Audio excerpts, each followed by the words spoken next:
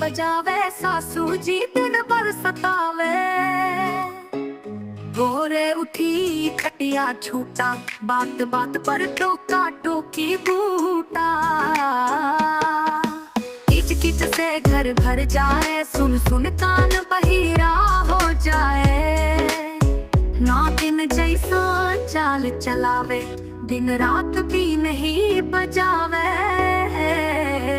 भोरे से बीन बजावे, चियल भरील मुश्किले। सासू जी के चाल निराली, हमारी जिंदगी भइल भारी रे।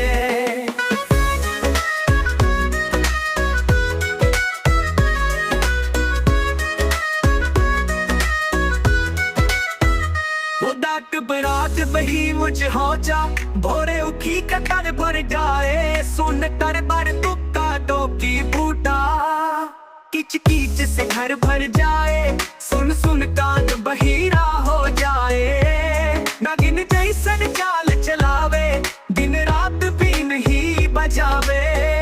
भोरे से बीन बजावे, जियल भइल मुश्किल रे।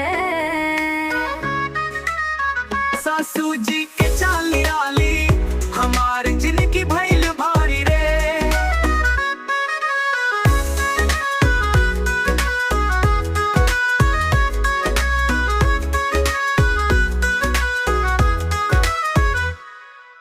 दाल पके या रोटी जले, उनके तो बस दोष ही मिले। पल भर चैन न आए रे, सासू जी नागिन बन जाए रे। भोरे से डांट शुरू हो जाए, सांझ तक बात बढ़ ही जाए। बचवा बचवा का करे अब, भागे के मन करे हर जब।